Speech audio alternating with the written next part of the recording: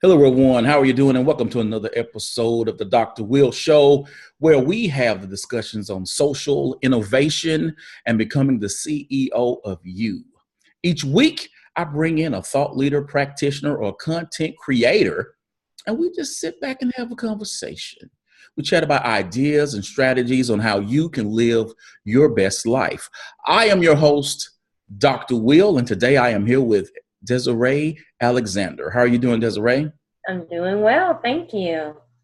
Well, thank you for being a guest on the show. For those of you who may be tuning in or listening to the podcast for the very first time, this is season 4 of the Dr. Will Show. I like to call it the year of the edupreneur. And we'll be talking about entrepreneurship because Desiree is out here doing it big. I went to her website. I said, whoo, she is on another level, and really wanted her to be on the show. So Desiree, thanks for coming on. Thank you for having me. I appreciate it. You are welcome. So for those who will be watching on YouTube or listening to iTunes and SoundCloud, I need you to subscribe, people, and leave a comment. Will you please introduce yourself? Yes. Well, my name is Desiree Alexander, aka Educator Alexander of educatoralexander.com, and I am the Regional Director of North Louisiana for an educational nonprofit called APEL in Louisiana, and I am the founder CEO of Educator Alexander Consulting. Excellent, excellent. So the edupreneur is on the rise in education. And I'm going to be honest with you, I am very, very happy for it. Kudos, people, because it is time we get paid and use our talents and our skills and monetize what we have as opposed to giving it away like many of us do. What made you decide to create a consulting company, and why should an educator become an edupreneur? Well, my background is I started my career in 6th grade and 8th grade English. I was an English teacher. Then I became a librarian. And when I became a middle school and high school librarian, I got introduced to vendors and really into that vendor world and how people would kind of leave education and work for these different vendors and things like that, especially book companies and things like that. So through my career, I love to teach teachers. I've always, even when I was my second year, I was helping new teachers who were coming in, even though I was still a newbie myself. So it's always been a passion of mine. And then I became an instructional technology supervisor for a school district. And part of my role, my larger role, was to do PD. And that really sparked my passion because I started thinking, what if I can do this full time? What if I can really kind of cut out all the other stuff that we have to do in school districts sometimes and just concentrate on my true passion? I just felt myself come alive when I was teaching teachers and presenting. So I started thinking, well, what if I could do this for a living? What if I could do this full time? What if I could actually get paid for doing this? And that's where my story kind of blossomed to. I was already consulting. I was already working for a couple of companies, and they were paying me individually. And it was just going to my regular, bank account to regular Desiree Alexander. And, I started asking around, well, what's the difference between creating an LLC and just doing it on your own? And the biggest difference was if somebody would come after you or anything like that, they can only touch what's in your LLC. It separates you from your business. And that's what I want. And I wanted a business. I wanted something of my own. And that's where Educator Alexander sprang from. So there are going to be educators who are going to be watching this show. And hopefully they're here because they really want to learn about becoming an edupreneur. But why should an educator, whether they take on the side hustle or decide to go full time, why should they actually become an edupreneur? Honestly, I usually tell people when I do my branding classes, I tell people if you just want extra money, you can go a lot easier route to get that. I used to work at Barnes and Noble as a side hustle. Like, go do something else. It's easier. You don't have to brand yourself and become an entrepreneur to make extra money. So if that's the main goal, you can do something else that's much easier. So I would say that the reason why educators should become an entrepreneur is you finally found your passion. You know what you're passionate about, and you have that target audience. So you know what you're passionate about, what you want to do. And then when you have that target audience, whether it's students, teachers, parents, administrators, you know that this is the audience that I really want to reach and I really want to help and I really want to touch. That's when you can start living your passion. And it doesn't mean you have to leave the classroom. It doesn't mean you have to leave your district or your school, but hey, this is what I'm passionate about. This is what wakes me up. Even when I'm tired and I want to go to bed, if this one thing happens, I'm up and I'm ready to go. And think about how you can use it and make it your own. We hear when people say stop building other people's dreams. And I don't really say that because we have to build each other's dreams. So we're not, when you become an entrepreneur, you're going to learn that you're not going to do it on your own. However, you have a dream that you can start building. So while I may be helping build other people's dreams, I'm also getting people to help build my dreams as well. So I'm not just leaving myself out. And as educators, we're so used to giving, and self-sacrificing as part of who we are. We kind of have to switch that mindset and become the professionals that we are. But I tell people, don't go work at Barnes & Noble, create your side hustle, because, look, I spent 8 hours at a school district and they paid me $2,300. You're not picking that up on some shifts at JCPenney. You're just not going to do that. But if you're only in it for the money, there are easier ways to get money. It might be easier, but it's doggone show better money. And yes. And I'm doing what I do every day at work. So it's not even extra preparation in that sense. So if someone says, hey, come do this Google training for the day, what kind of I know that, that's what I do every day. So for me to get out there and do it, of course I have fun. So I'm there to provide value. I'm there to get people excited about what technology means in the classroom now. However, there's nothing wrong with the check, and the check is very nice. Yeah. So what does Educator Alexander Consulting do? Who is your target audience, and which products or services do you offer? Well, my target audience is are educators. That is my target audience. That's who I'm dealing with. I am reaching students and student achievements through educators. That's my concentration, is helping teachers. And what we do is, honestly, we provide quality PD to help teachers build whatever they want to build, whether that be getting better in the classroom with classroom management, whether that be integrating technology using Google or Microsoft or any other tech tools that I'm certified. There's so much out there that are just really good tech tools. Also implementing technology, whether that be library science, whether that be multiculturalism and how to add diversity. I deal with administrators because it's all educators. So whether that be leadership and how to go from managing to actually being a leader, whether that be how to provide personalized professional development or personal learning to your staff and your teachers. It's really a multitude of services that Educator Alexander offers and does professional development on, but mainly it's through professional development. Also, something else that we do is help people brand themselves, help educators create their businesses by going through an onboarding process. So I've had people that educators that wanted to do other businesses like cater or provide an online service where they're delivering groceries to people, or, just different services. And I meet with them and kind of play devil's advocate and ask them the questions that they may not be thinking about when they're trying to, build that company. So that's another service that Educator Alexander offers. But the main thing that we're trying to do is to just build that intrinsic motivation that we have to just step out and start doing. So what would you say is your niche, and how does an educator take their skills, their experiences, their degrees, and determine their value proposition? What I usually tell educators is to think about that one thing that if you won $1 million tomorrow, you would not stop doing. That's your passion.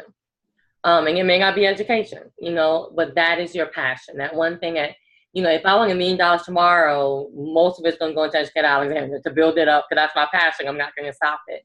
So find your passion is number one. Find what honestly wakes you up in the morning, what you really, really, really want to do.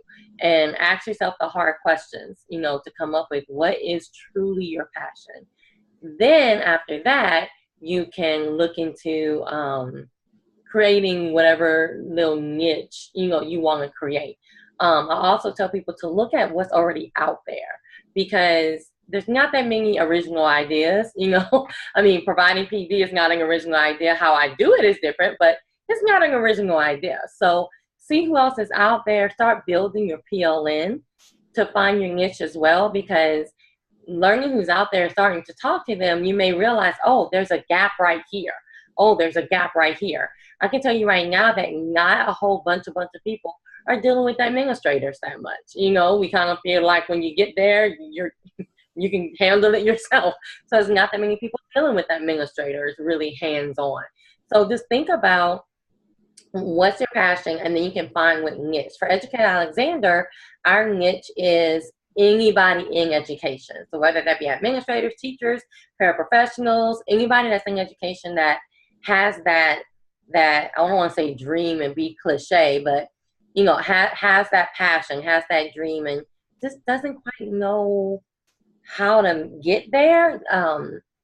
Doesn't quite know how to be practical about it. And it can even be, I just want to bring up my test scores. It can be, I want to reach my students on a deeper level. It could be anything that you just want to do, and you just have that roadblock of how do I get there. That is the niche of Educator Alexander. So if it doesn't make dollars, it doesn't make sense. Let's get into pricing. Okay.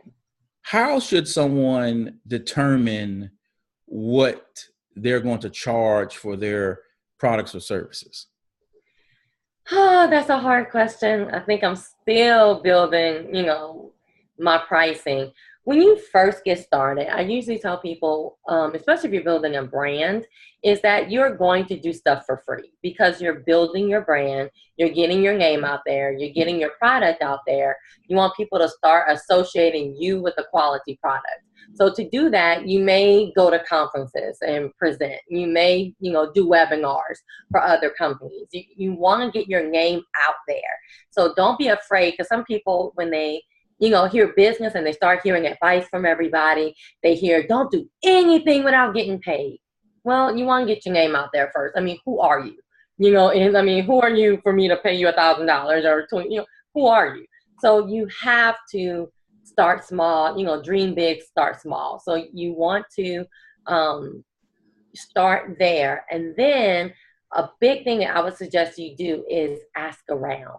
Ask people, what do you charge? Because at first, most educators are going to lowball themselves. They're going to say, $10 an hour, or, and they're going to lowball themselves because they don't know, and we're so used to giving away everything.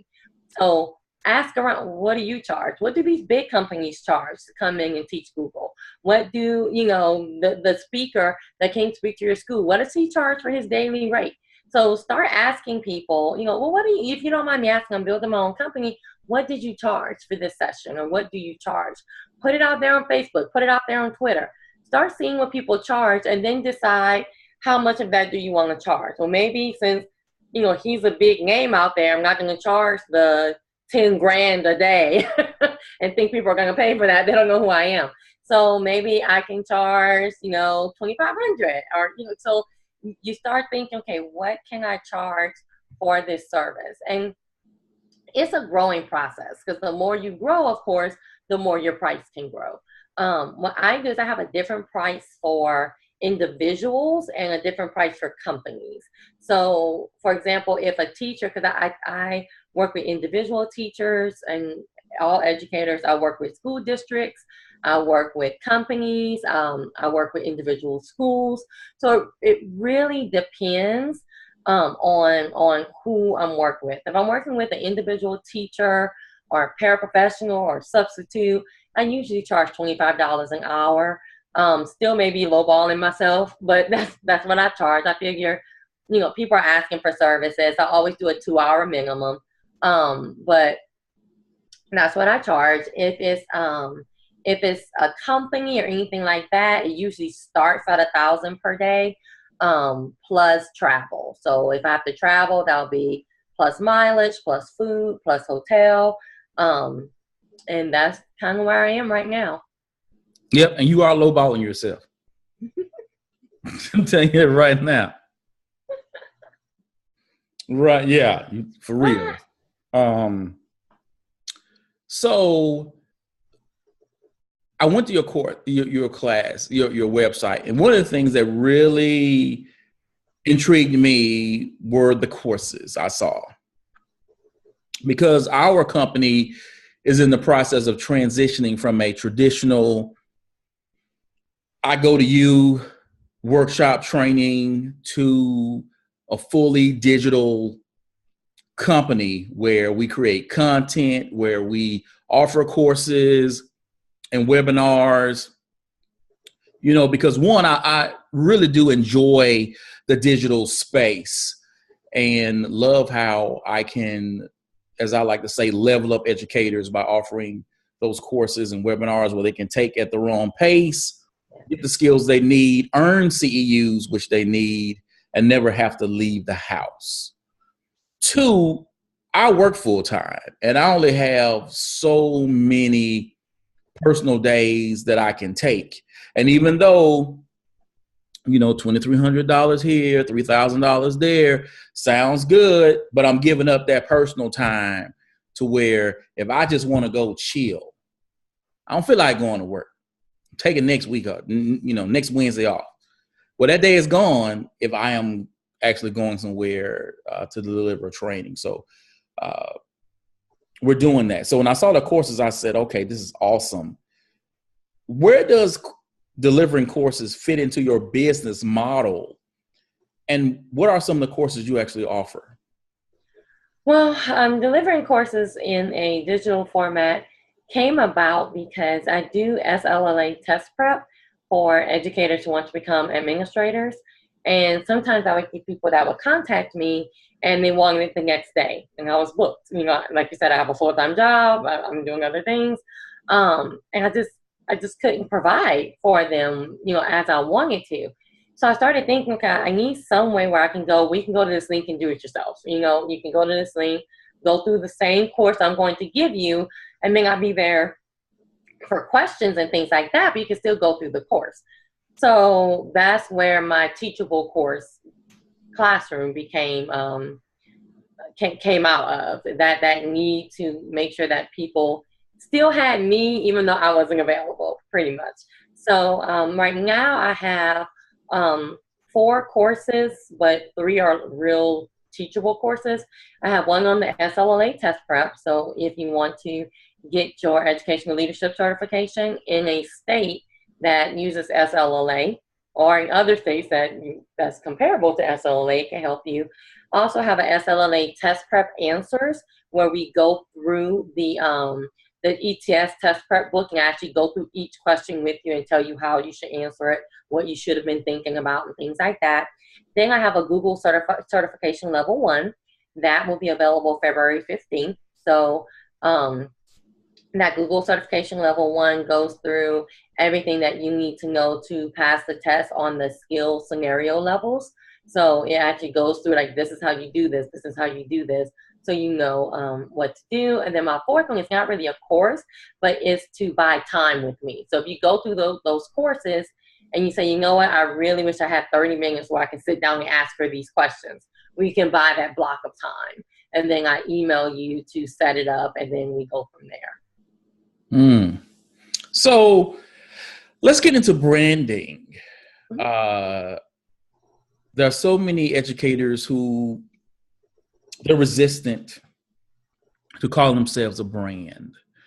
And there's so many of us out there who have blogs and vlogs and podcasts. We create video content. How would you describe personal branding and what goes into someone actually building their brand identity?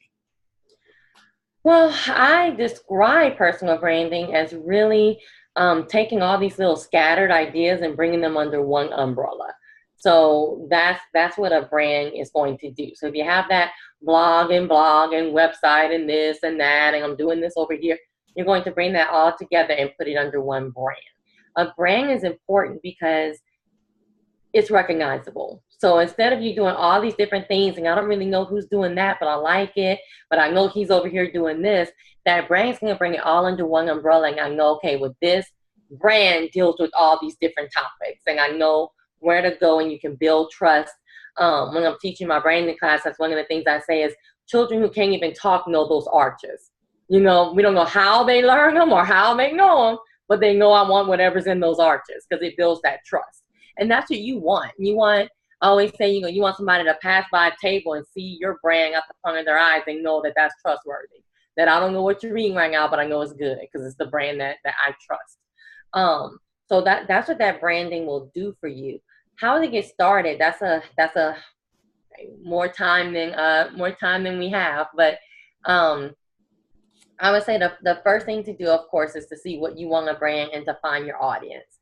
Um, on my website, educatoralexander.com, if you go to presentations and branding, I have Mm-hmm. 2 worksheets there that you can actually print out and help you start your brand. I also have my entire PowerPoint on there that you can go through. Now, some of the stuff won't make sense because you need me to talk you through, but it's on there. And I'm also going to do a teachable class Mm. um, about branding as well. I'm going to say it should be out by March 31st, but just in case. But I am going to do a teachable class on branding as well. So to get started, you really want to think about what do you actually want to brand, and then think about who is your audience. Because that's going to, once you find that, it's going to be easier to build upon.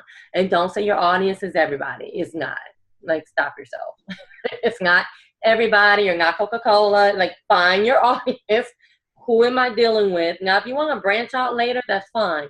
But when you first get started, who is your audience? Who is all of your materials going to deal with? And once you find that, then it'll make it easier to start your brand. And a lot of people think that branding is just simply a logo, and it's not. It's so much more intensive than just creating a logo and smacking it on everything. And again, that's all the stuff that I go through in the branding class as well. Mm-hmm.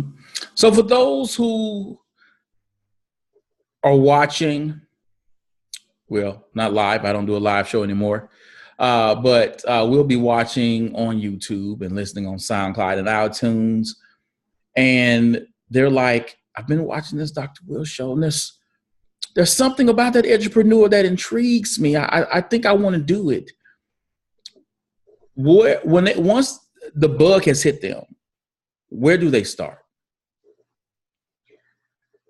Once that bug hits you, and I hate to keep repeating, but once that bug hits you, the honest way to start is to find out what do you honestly want to do with it. Because if you say, well, I really want to help teachers, how? I really love cooking. Well, what can you do with that? So it's really just finding out what do you want to actually do. And like I tell people, it's not like when you ask kids, what do you want to do be when you grow up? They're like a superhero and a lawyer. And you're like, not that. Like, get down to the nitty gritty of what's going to make you happy. What do you want to do?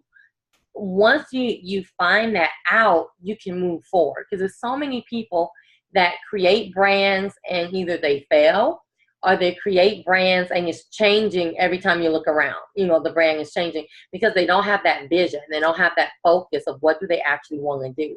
So that is honestly the first thing, is to sit down with a pen and paper, take it seriously. Don't think it, that's that little break. No, take it seriously. It's something that you want to work on. So start listing out, what do I really want to do? What's my passion? What do I want to get from this? Who am I trying to help? And then go from there. And like I said, I am promoting, but honestly, those 2 worksheets, when you can go through and actually start listing the things that you want to do and how to kind of bring it all together, will help you tremendously. Then once you do that, you can decide, do I want a brand, or do I want to create a company, or do I want to do both? Because there are 2, you can brand without creating an actual company. So what do you want to do? What's your best path? And just think it all through, because those are the companies that succeed, are the ones that they've actually thought through and thought, how am I going to do this? What time do I have to do this? If you're a full-time educator, when are you going to do this? Because you're going to do what's important to you. So if it's actually important to you, you're going to find time to do it. That's it. I know people who are married with kids, taking care of sick moms and dads, and they're still branding so if it's something that's important to you, you're going to do it. So first is asking yourself those hard questions to really come up with what you want to do and create that vision. Then you go from there. Okay, well, thank you, Desiree, for being a guest on the show. I definitely appreciate it. So people, the video cast is going up on YouTube. Podcast is going on iTunes and SoundCloud. I need you to subscribe. I need you to leave some feedback, because your boy's trying to get Oprah on the show. So I'm trying to level up, let her see that I'm coming with a little something. This is going to be popped out I'm going to share this on Twitter, LinkedIn, and Facebook. So as always, people, invest in you, EDU. Peace. Thank you.